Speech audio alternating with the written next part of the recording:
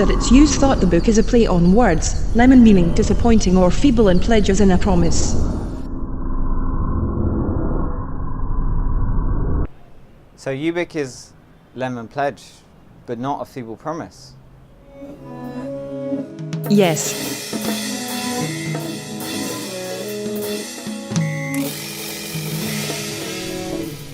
And in the work?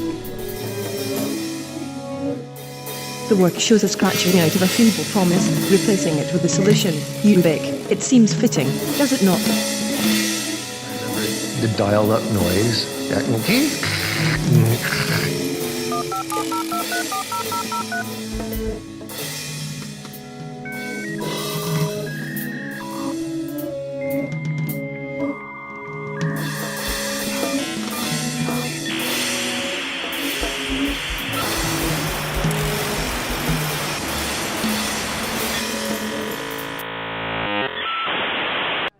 Okay, yes, I get it.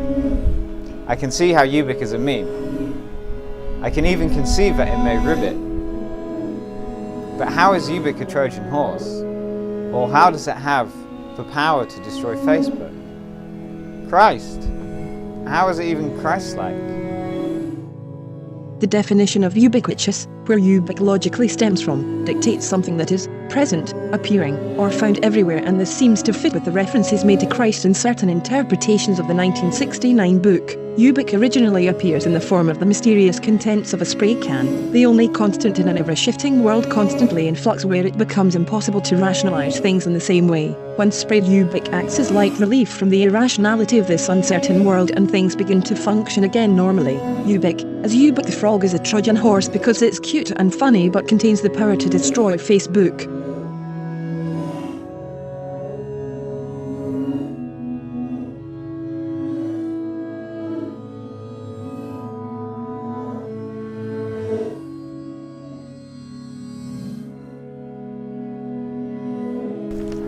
But how?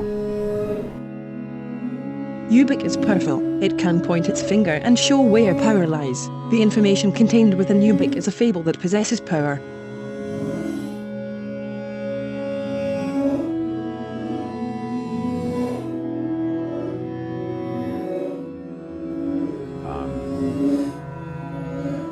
Another motif in that show is the Christ fish inside the mouth of a larger fish, which was this.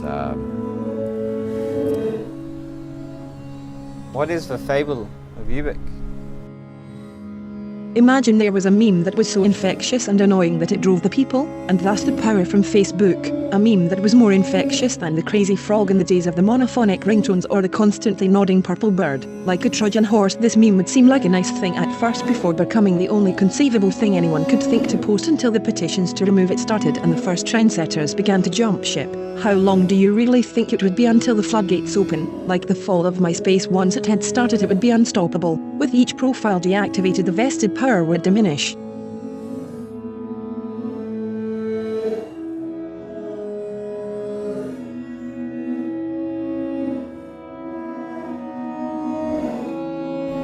So you're saying that a piece of content could become so popular that it destroys the platform itself? Yes. It's just like that. How often?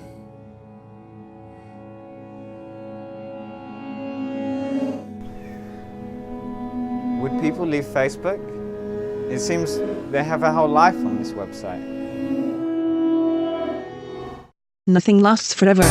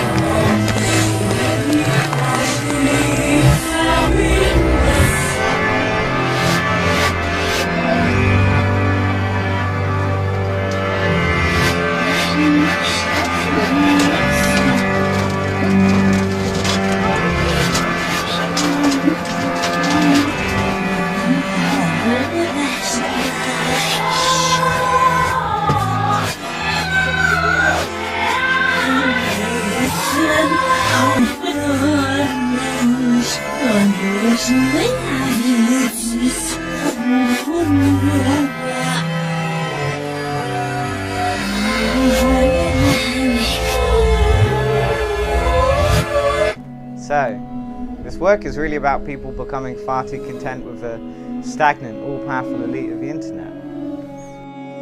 That is one part of the work. We accept the reality of the world we are presented. Why tennis? Or computering? Or clay?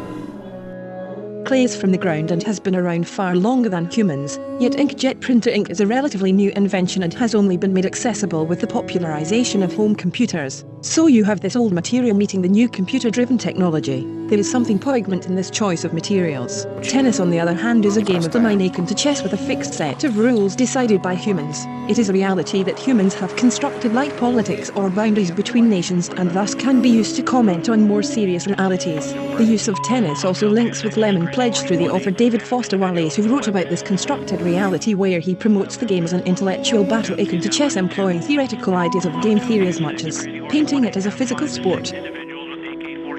Tweet I wrote, I hope ISIS kill David Cameron. I really couldn't stand David Cameron. Like, I wish we had a different Prime Minister here. He was an absolute twat. Yeah, I stand by that. Still do. Yes.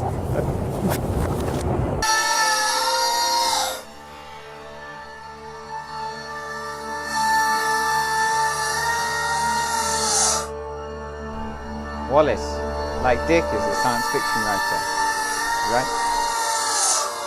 He wrote critically of late capitalism, portraying it as a near-dystopian world filled with bureaucracy, corrupt populist positions and subsidized time, ideas that are too far from happening in the West. Dick wrote novels based further in the future that included space travel and humans with advanced cognitive abilities, although they can be read as comments on society. UBIK, for instance, portrays a world where, after a shift in reality, the world begins to degrade, objects become former conceptions of themselves, people disappear without reason, nothing can be seen to be true or false anymore, turning the world into a terrifying and uncertain place far from the reality that you thought you knew.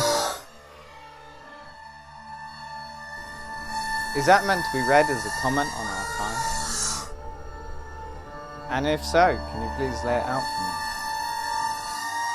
Imagine you wake up and you realize everything you thought you knew to be true turned out to be questionable at best, to the point where you became unable to tell the difference between what is true and what is false anymore. In this terrifying world where you can't tell truth from lies, it becomes apparent that the politicians lied to you, the papers lied to you, the people who make your car, the school you send your children, even your friends. In this uncertain reality, your only hope is UBIK, in whatever form it takes. So what now? As they lower the net and expand the pitch, it seems the rules that were set in stone are being reshuffled. How long do you really think it will be before we have subsidized time anyway? Power has shifted. Information is everything. We are at the beginning of our own dystopian novel, but who will be our hero? What form will UBIK materialize in? And when?